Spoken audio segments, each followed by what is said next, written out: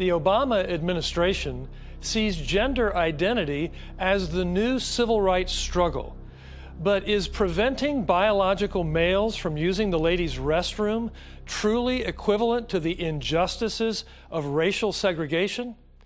This is an issue fraught with confusion and with danger. Find out why on this special program. It is not up to the school district to determine the time our daughters encounter a member of the opposite sex while in a state of undress. President Obama's decree to the public schools in the nation is turning our schools into battlegrounds for political agendas. I always felt that I should have been a girl. The Creator made two sexes.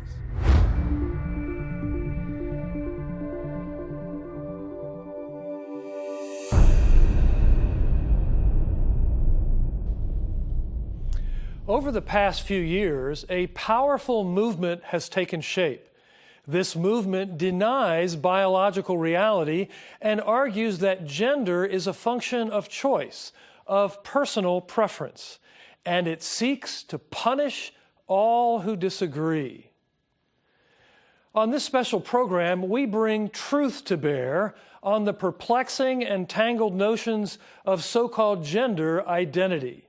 You will meet someone who suffered serious harm as a result of this movement, and you will find out how to bring sanity and common sense back to an issue mired in confusion and error.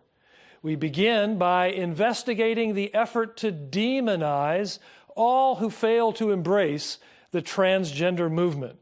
Our own Dr. Jerry Newcomb has more. If you're born a man, you should go to the men's bathroom. If you're born a woman, you should go to the women's bathroom. When the federal government comes in and uses your children as pawns to push their radical agenda on the states, then the states need to fight back. It is an attack on biblical Christianity. The whole controversy in North Carolina began when the City Council of Charlotte decided in early 2016 to adopt a very open bathroom measure. They passed a very radical ordinance, and they said that not only did you have to allow folks that are transgender to use the restroom facility, shower facility, locker room facility that they identified with, they went so far as to say if you put names on bathrooms like male and female, man and woman, that's called sex discrimination. So effectively opening up bathrooms and locker rooms and showers to men, to prey on women. The state passed House Bill 2, restricting people to the bathroom of their biology. This new law sparked a firestorm of controversy. So far, the state has taken a financial hit from the loss of conventions and concerts like Bruce Springsteen and Pearl Jam. In July, the NBA even announced they would move their 2017 All-Star Game out of Charlotte because of the law. Even the President of the United States decided to punish North Carolina for the law by suing the state and threatening to withhold millions of federal dollars. This is not the first time that we have seen discriminatory responses to historic moments of progress for our nation. We saw it in the Jim Crow laws. Who or exactly what was Jim Crow? Initially, it was a character created in 1832 by Thomas D. Rice in blackface for his minstrel show. The offensive portrayal of Jim Crow was no laughing matter. Eventually, the name came to represent the entire system of apartheid-like laws after the Civil War to keep blacks separate and decidedly not equal. They couldn't vote. They couldn't get good jobs. They were systematically treated as second-class citizens. In some cases, they even faced violence or death. And in the old days, when the NAACP was founded, its total mission was to bring a sense of racial reconciliation, starting in a time where blacks were literally being lynched. I feel very much that the civil rights movement was hijacked, continues to be hijacked by the LGBT community. There's a distortion from the left about the civil rights era and Dr. King's plan and Dr. King's message. There was not one eternal truth that Dr. King tried to overturn. He was a preacher.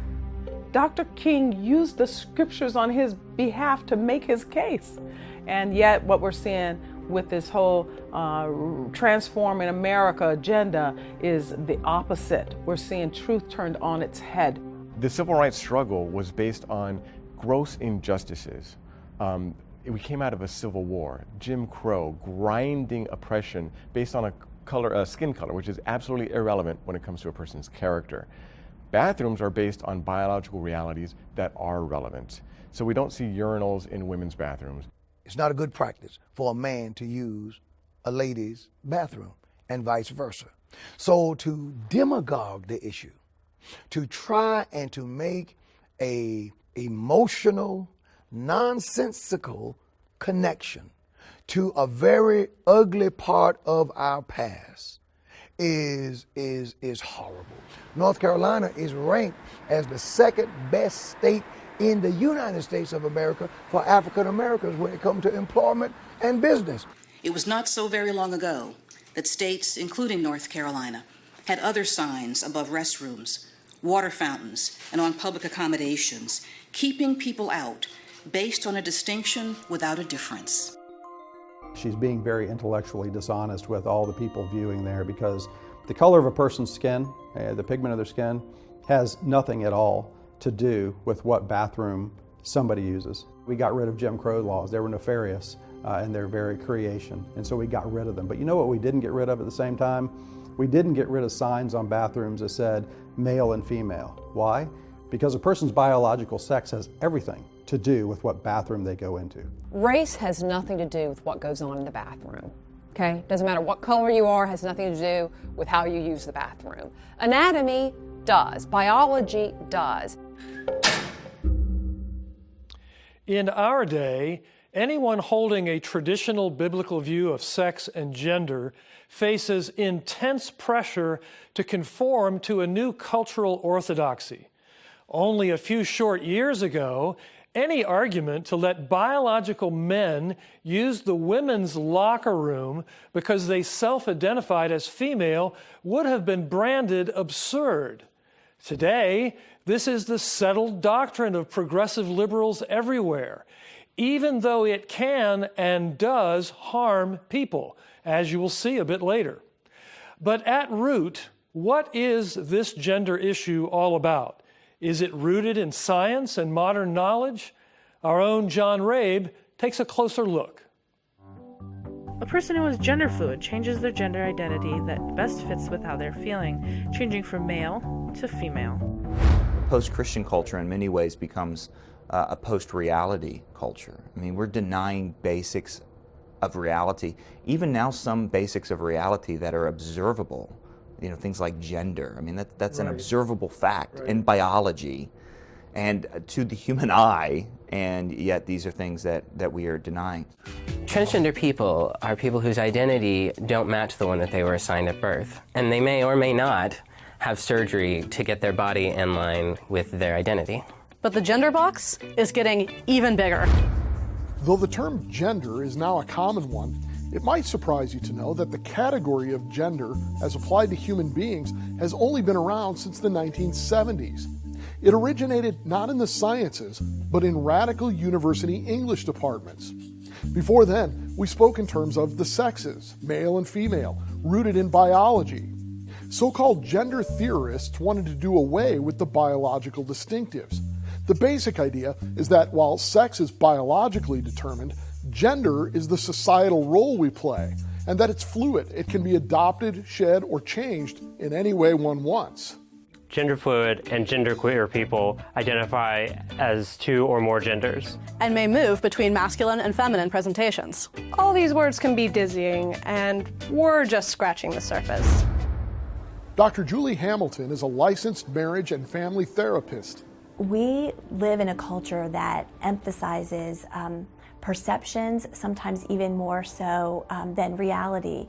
And I think that's probably been the postmodern influence. With postmodernism, you have this idea that there is no reality, it's all just perceptions. But really God defines us, and I think that it's just an unfortunate place that we've arrived in our culture. This has manifested itself in odd and even silly ways. For instance, a few years ago, the media was full of stories about a pregnant man. What is a man? What is a woman? Journey of a pregnant man. Thomas, not Nancy, is the one who is pregnant. I'm gonna let you take that in a minute. But Oprah's audience need not have been so surprised.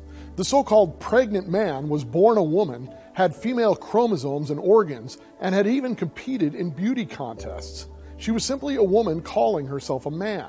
But the basic laws of biology had not been overturned. We are born either male or female.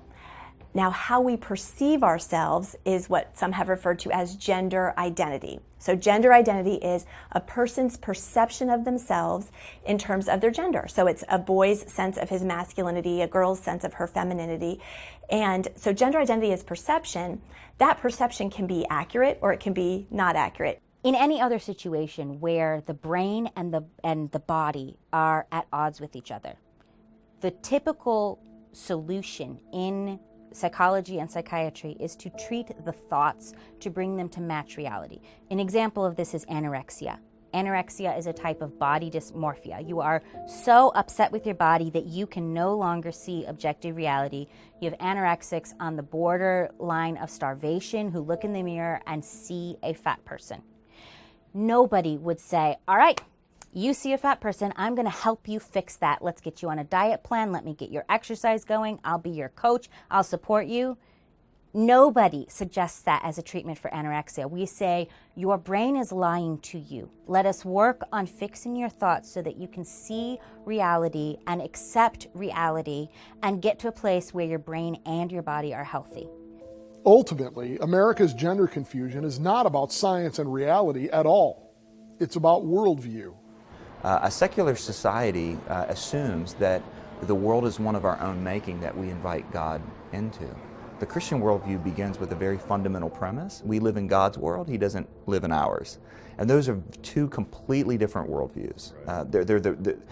They're fundamental assumptions of two completely different worldviews, because that changes things like morality, it changes things like authority. And when you can get to the bottom of where these ideas come from, then I think it gives us an insight into why people believe what they do and why they say what they do. As you have just seen, the modern gender movement has little to do with science or medicine and much to do with ideology and sexual anarchy. Later in this program, you will meet some people who are fighting back against this agenda for the safety of their children. But first, see for yourself how devastating the confusion fostered by this movement can be. Meet a man who tried to live as a woman for years, aided and abetted by doctors and psychiatrists, only to discover that it was a disastrous error in judgment.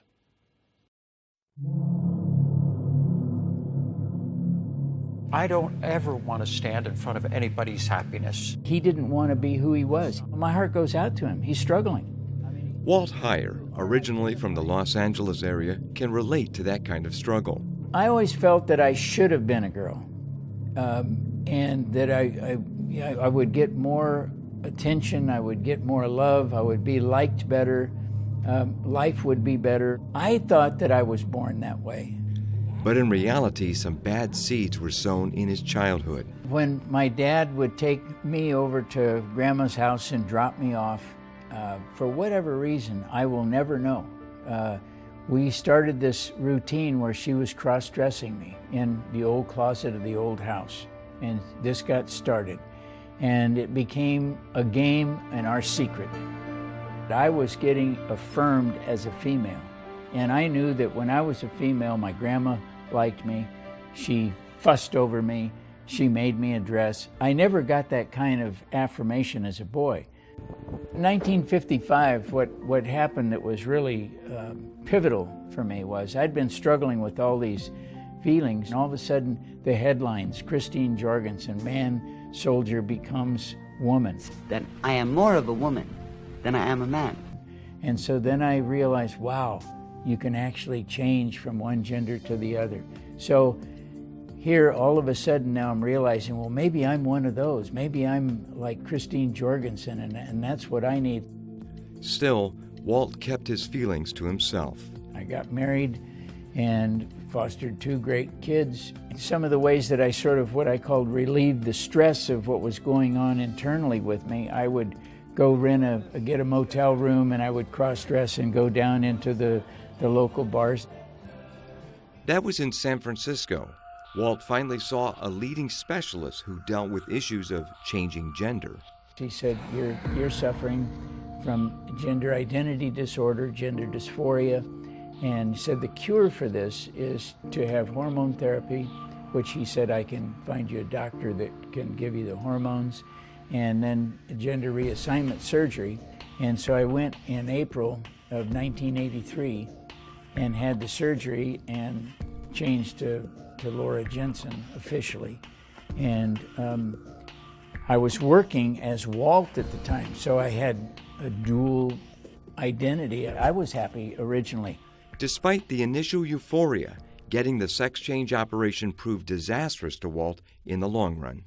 The devastation that occurred as a result of that is just beyond description.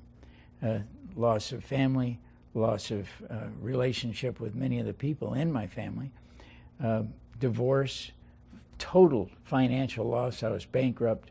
I was homeless for a while. So Walt Heyer, going through life as Laura Jensen, had found things were much worse off for him than before the sex change operation.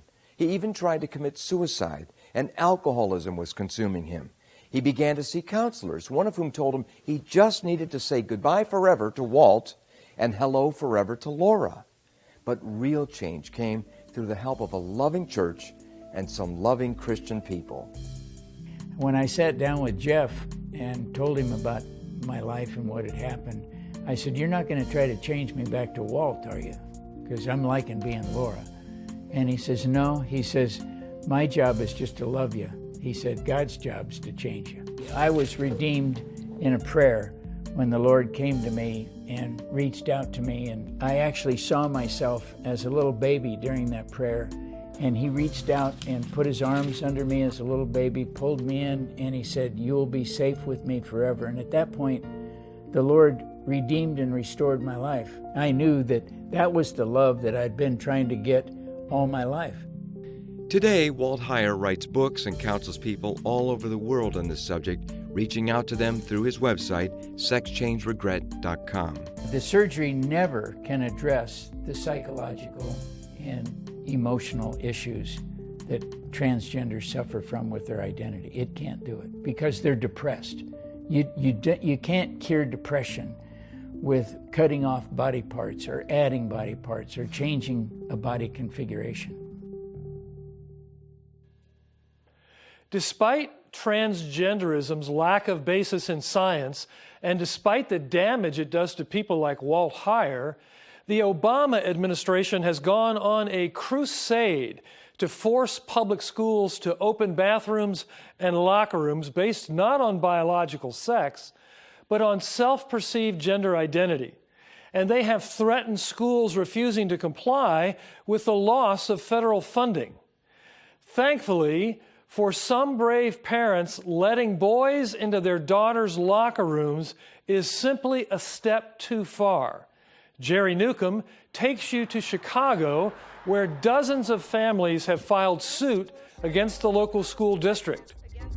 We have a student who is transgender. He is a boy and wants to be a girl and has requested access to the bathrooms and the locker rooms. Young ladies should not have to change or go to the restroom next to a young man. Unfortunately, the Obama administration says no.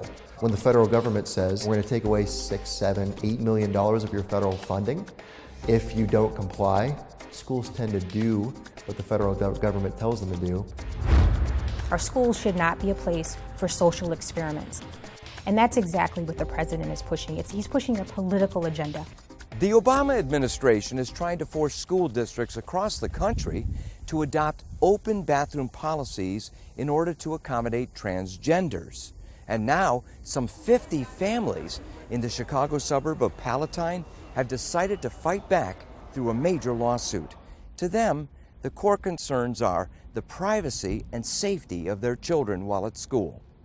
Our community became aware back in October of last year that the Federal Department of Education was trying to demand that our school district allow a biological male into the girls' locker room at our local high school. No restrictions whatsoever. He's a biological boy.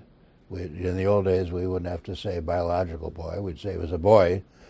But he came to the view that he was, in fact, a female. That's how he identified himself, contrary to physical fact, and that he should be free to go into the dressing room as and when and in whatever way he pleased.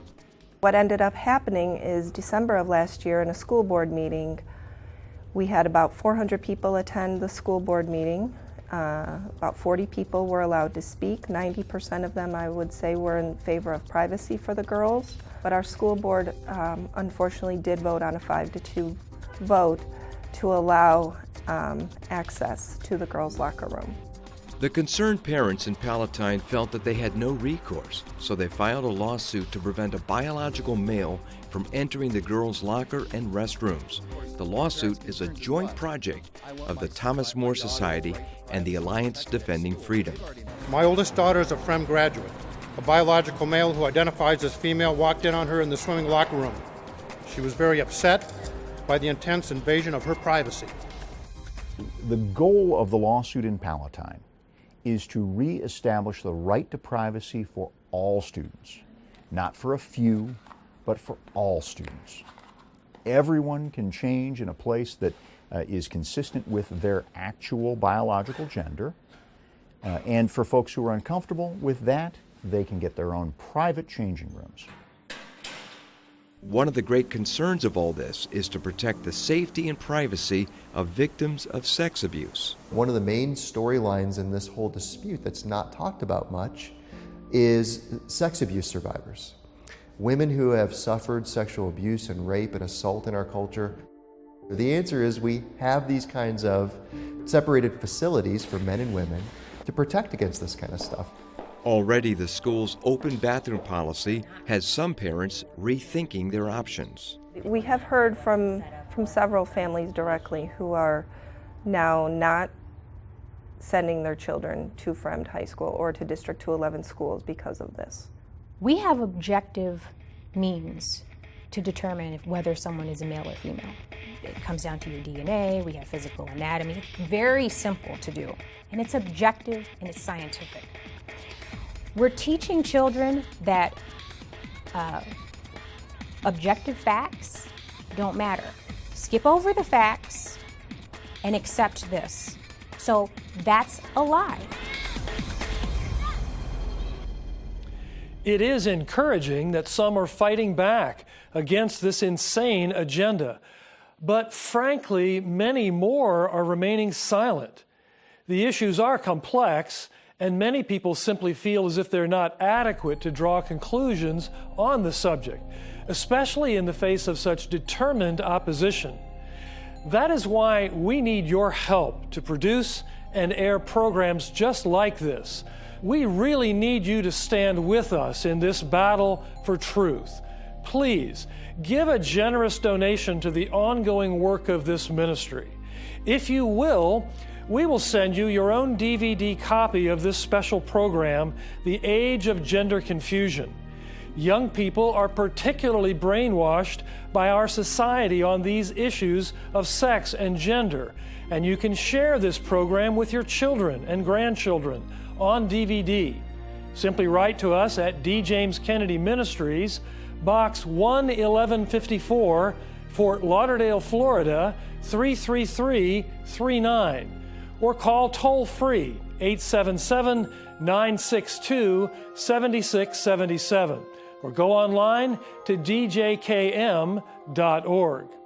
We need your help to get this information out there. If we don't get the word out, who will? It's vital that you help us take a stand and be a beacon for powerful biblical truth. Please, give a donation to help us continue this work and receive this special program, The Age of Gender Confusion, on DVD. Simply write to us at D. James Kennedy Ministries, P.O. Box 11154, Fort Lauderdale, Florida 33339, or call toll-free 877-962-7677, or go online to djkm.org. The left is pushing a subjective view of gender identity, absolutely divorced from biology. You can be what you want to be. You could be gender nonconforming, and that's a radical reinterpretation of what it means to be a man or a woman. And the federal government has no business even taking a position on that question. Who would have thought just 10 years ago that we would have to talk to our 4-year-olds about a variety of gender choices? The president has shown by his decree to all public schools to accommodate these transgender children that he is in fact a bully.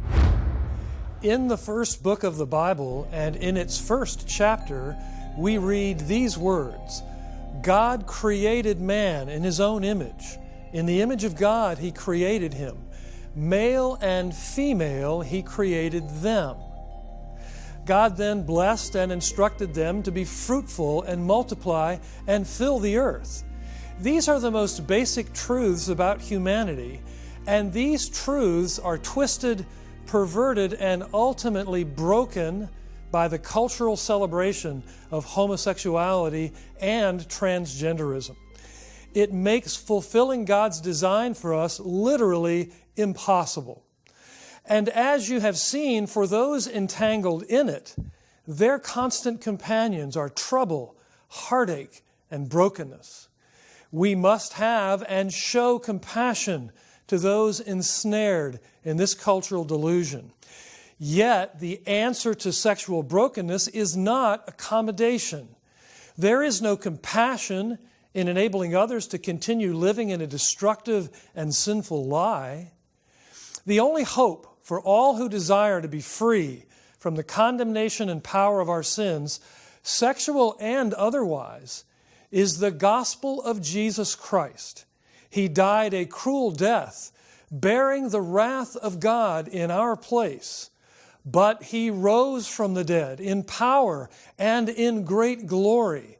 And for those who believe and trust in Him, we are washed from our sins and made whole again. This is the power of the cross. Christ became sin for us.